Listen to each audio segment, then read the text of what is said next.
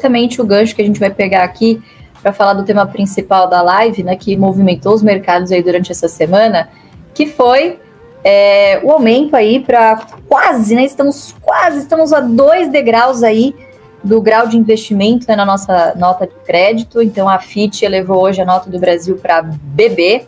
Então a gente vai falar um pouquinho aqui de oportunidades e impactos. Se você me permite, eu fui buscar aqui em algumas reportagens antes da gente... Eu sempre te permito, Luiz. Muito obrigada, Felipe Ruiz. Você tem ótimos conteúdos para compartilhar. Muito obrigada. Gente, antes de eu colocar aqui alguns gráficos aqui na tela para vocês darem uma olhadinha no nosso histórico aí de notas de crédito brasileira, Paulão, coloca aí na tela por gentileza. Eu trouxe para vocês, pessoal, que raio que é esse tal de nota de crédito, o que é essa tal de agência de risco. Então, desculpem eu não estar olhando aqui para vocês, porque eu fiz algumas anotações aqui na minha segunda tela, então eu vou sempre remeter aqui essas notas para não falar besteira, tá bom? Para quem não está sabendo, essa semana saiu aí que a Fitch elevou, que é a agência de classificação de risco, obviamente, elevou a nossa nota de crédito, que é o nosso rating soberano, para BB, de BB- para BB. Então, falta muito pouco aí nesses degraus para a gente subir para o grau de investimento. Então, vocês estão vendo aí na tela, basicamente a gente tem essas 3 grandes agências de risco que classificam, como é que eu vou dizer? É uma espécie de selo de qualidade que vai garantir aí aos investidores, vai dizer para os investidores qual é o grau de risco que eles têm ao trazer os seus investimentos para cá. Então, é baseado nesse tipo de nota que principalmente os investidores institucionais, investidores estrangeiros, tomam as decisões aí de alocação de capital que determinados fundos, enfim, têm aí para disponibilizar, tá? Então, como vocês podem ver aí, você tem basicamente 4 grandes blocos, né? O primeiro é o risco alto de inadimplência, ou seja, baixo interesse do investidor. Então, vocês podem ver também que essas notas são aí um conjuntinho de letras e símbolos, né? Ou até números, como no caso ali da Moody's. Mas a gente tem aí 4 classificações básicas. O risco alto, que é C, categoria C. Categoria de especulação, que é onde o Brasil se encontra atualmente desde 2015, salvo engano.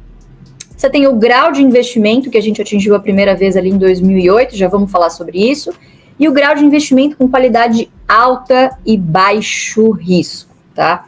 Dessas 3 aqui, geralmente é um pouquinho mais na liderança, que geralmente toma a frente, geralmente costuma ser o S&P, que é a Standard & Poor's, depois a Fitch logo em seguida, e a Moody's costuma ser um pouquinho mais atrasada. Então, vejam só, atingimos aí BB, que é muito próximo do grau de investimento, tá? Paulão, coloca rapidinho pra gente, eu trouxe um gráfico, pessoal, pra gente relembrar aqui o histórico de notas de crédito de rating soberano brasileiro e que raios a gente pode ter como conclusão, Fê. Obviamente que a gente não pode falar, a bolsa vai subir, a bolsa vai cair, baseado em fatos de curto prazo, porque no curto prazo, boa parte dos movimentos são randômicos, tá? Mas vamos lá, essa primeira setinha vermelha aí do gráfico que o Paulão colocou na tela para vocês, não sei se vocês estão enxergando bem, não estou vendo o chat aqui, mas essa foi a primeira vez, não foi? Imagina, Brasil na capa da The Economist, Brasil tá voando, um foguete, o Cristo lá como um foguete. Cristo decolando, exatamente. Foi quando a S&P e a Fitch, em abril de 2008, elevaram o Brasil pela primeira vez ao grau de investimento. Então, subiu nesse primeiro grauzinho de investimento ali, ainda em grau de investimento de qualidade média, mas em grau de investimento ali, então, na categoria BBB-, BA3 e coisas do tipo, tá? Vejam só que interessante, eu me lembro um pouco dessa época porque foi o meu início na Bolsa, Fê. Foi mais ou menos entre março, ou abril, maio, alguma coisa assim, enfim, segundo trimestre de 2008, que meu pai começou a aportar para mim na Ultrapar. E eu me lembro tinha 14, 15 anos, enfim, mas consigo me lembrar do oba-oba que era na época, né? Então, noticiário, eu sempre acompanhava o Barsi nas reuniões, enfim, e de fato o otimismo ele era generalizado, a gente vinha de um ciclo excelente de commodities, de algumas reformas que haviam sido nos anos 90, e a gente acabou se aproveitando disso ali nos anos seguintes. E vejam só que curioso, pouquíssimos meses depois a gente tem uma grande correção, como vocês sabem, em 2008. Então, seguido desse boom aí de otimismo, né? A gente tem ali a crise do subprime em 2008. Então, poxa, parece que esse indicativo aí de otimismo é um sinal de que pode ser que venha alguma coisa por aí. Logo depois, como vocês podem ver, 2009 em diante, a gente tem uma forte recuperação da nossa bolsa.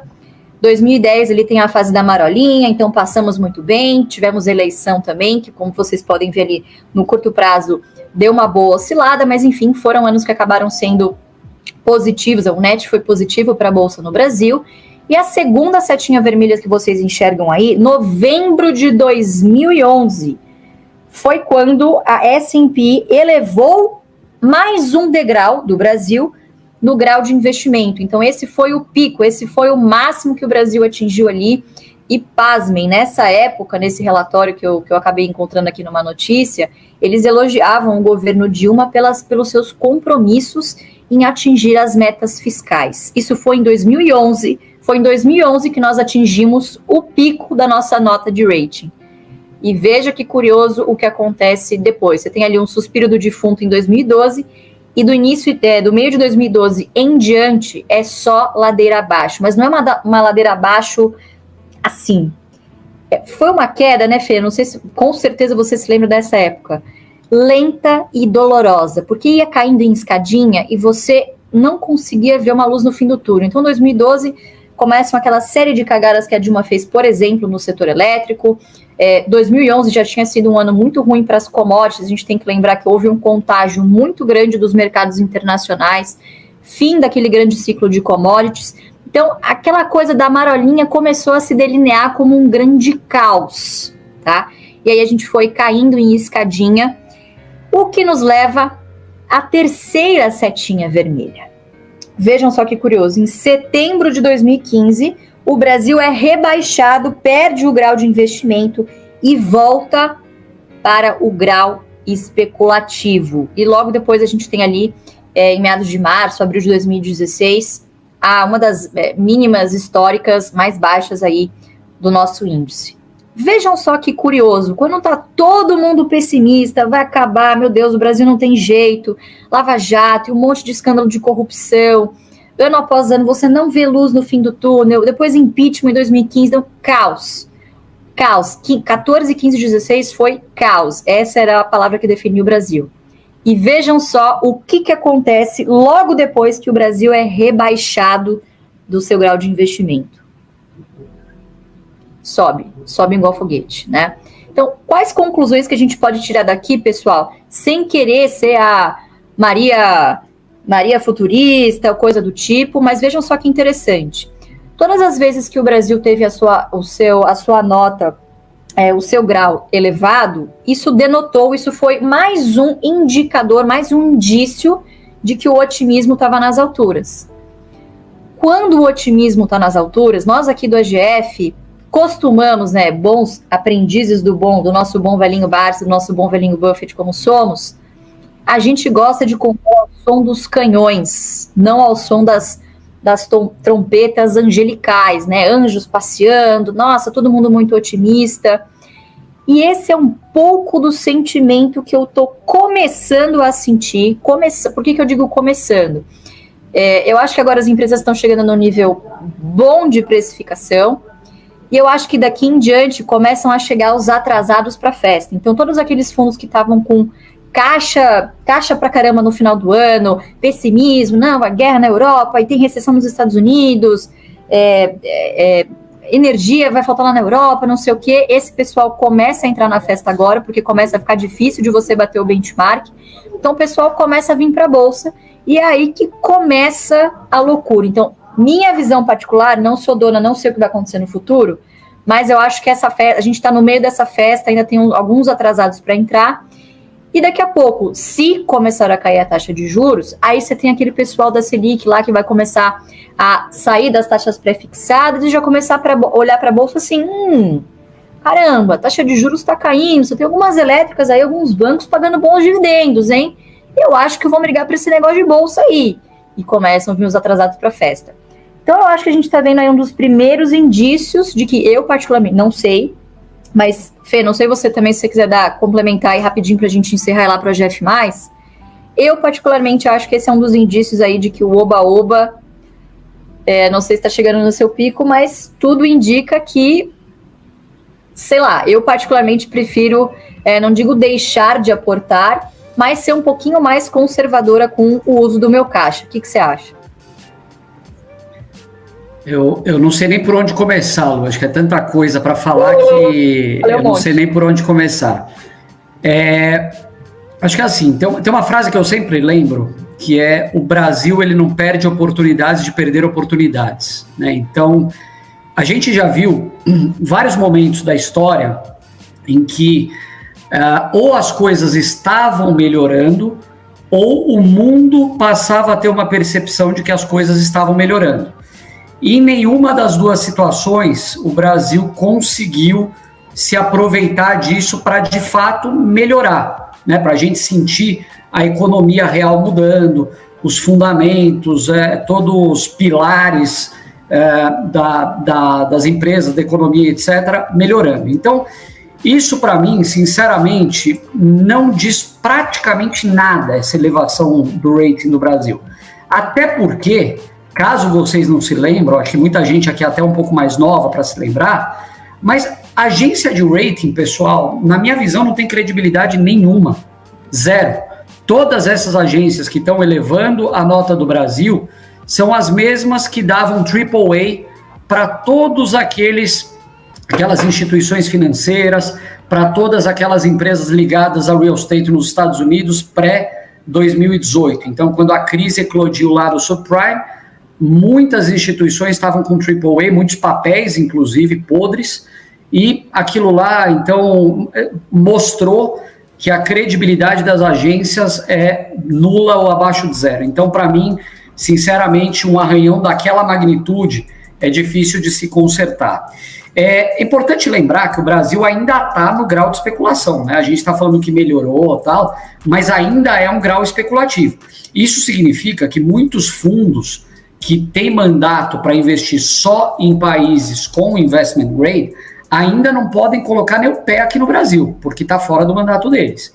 Então, não significa porque subiu uma nota de crédito que vai para investment grade. O buraco é mais embaixo, o caminho agora é muito mais tortuoso. A gente imagina que algumas medidas estruturantes precisam ser tomadas e, de fato, isso mostrar resultado, porque, no fundo, Lu, e a gente sabe muito bem disso, o país acaba sendo quase como uma empresa, né? O reflexo que a gente está vendo agora, esse aumento da nota de crédito, sinceramente não é mérito do governo que está aqui há 6 meses, onde o primeiro e segundo mês foi arrumar ministério, não sei o quê. Isso é um trabalho que foi feito no passado, eu não digo nem no governo anterior. Isso começou lá no Temer, tal, consertando todas as bobagens da Dilma. Então, um turnaround de uma empresa, ele leva muito tempo, ele precisa de milhares de ações sendo coordenadas e tomadas ao mesmo tempo, mas não significa porque quando você vê que está melhorando, que a empresa está saindo do buraco e vai melhorar, a trajetória vai ser positiva. Então, assim, tem muita coisa para fazer. Eu acho sempre importante a gente não viver nesse mundo de fantasia, assim, na economia virtual, sei lá como chamar, e esquecer do dia a dia. Vamos ver, assim, todo mundo fala que não tem mais inflação. No meu bolso tem inflação pra caramba, no teu também. Então tem muita coisa acontecendo. A gente está entrando em temporada de resultado agora e pudemos já ter um cheiro de que o negócio não está fenomenal, né? Tivemos alguns resultados fantásticos aí, VEG, Telefônica e tal, mas algumas coisas já começam a acender o farol amarelo. Então, essa sensação de oba-oba que eu falei lá no começo, que você também falou, começa a gerar um pouco daquele fogo, né? O fear of missing out. O pessoal não querendo ficar de fora da festa, só que, sinceramente, eu não sei nem se vai ter festa. Então, a gente gosta quando o negócio tá feio. Começa a animar muito, é a hora de ficar quietinho, fecha o home broker, vai ler um livro, vai fazer alguma outra coisa. É isso aí. Eu acho que tem uma coisa também que muito provavelmente, né, a gente não pode falar como se já fosse uma certeza, mas a curva de juro longa já denota a expectativa do mercado, a gente vai ser um dos primeiros a baixar juros, né? Então, não sei, tenho a impressão, e por isso ali aquele monte de interrogação que eu havia colocado no gráfico, foi assim, a gente não tem como garantir para onde vai, né? Mas geralmente a gente tende a ficar pessimista quando a maioria das pessoas está otimista, né? Apesar de eu achar que é o início de uma festa aí, mas eu particularmente não estou me sentindo à vontade para desembolsar a caixa, não. Eu estou assim, segurando dividendo, estou aportando assim metade do que eu aportaria normalmente do meu mês, então eu estou represando isso, porque eu acho que não sei quando e não sei se vai acontecer, mas eu só compro porque preço importa e preço importa muito. Gosto de comprar com uma margem de segurança bastante elevada aí em relação ao preço teto que a gente tem lá na nossa plataforma da GF+, né? Somos dois. Ô, Lu, deixa eu só falar uma coisinha. A gente não costuma muito falar de macro, inclusive essa live é até um pouco fora do que a gente está acostumado, mas, assim, o juro baixando no curto prazo, a gente enxerga que pode ter um impacto positivo nas ações, de fato, né? Isso acaba mexendo com valuation, a taxa de desconto reduz, você começa a ter uma migração de renda fixa para renda variável, etc. Mas olhando a médio e longo prazo, que é o horizonte que a gente gosta de investir, não parece que o Brasil tem condições estruturantes para manter um juro num nível extremamente baixo. Então a gente sabe de problemas fiscais enormes, uma reforma tributária capenga que não vai resolver nada. Então, assim, a gente sempre gosta de ter o pé atrás, tanto no momento positivo quanto no negativo. Negativo geralmente não é tão ruim quanto estão falando, mas positivo também, pelo que a gente está vendo no dia a dia, não parece ser uma razão para se animar e soltar fogos por enquanto. Exatamente. Fê, antes da gente ir lá para o AGF+, Paulão, coloca de novo aqui na tela, por gentileza, o QR Code. Pessoal, quero convidar vocês para conhecerem o AGF+, a nossa plataforma fantástica, para onde a gente está indo daqui a pouquinho. É só apontar a tela do seu celular para você experimentar aí o aplicativo, assinar o nosso plano.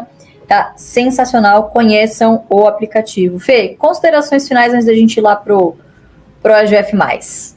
Lu, acho que é isso. Queria mandar um abraço para todo mundo. Não se animem demais e não fiquem desesperados. Então, a Bolsa é uma trajetória longuíssima. A gente, todos nós aqui somos acionistas de empresas que produzem, que empregam, que têm planos de crescimento, etc.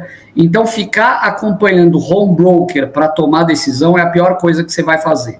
Então, o que a gente tem feito nesse momento? Estamos aproveitando para visitar um monte de empresa, gastar sola de sapato, que é fugir do mundo virtual e ir para o mundo real. Vamos ver se a máquina está produzindo, se o estoque está caindo. É isso que a gente está interessado, né, Lu? O que os controladores estão fazendo, se tem recompra ou não, se tem dividendo ou não. É foco isso. No que realmente interessa, foco no fundamento, pessoal.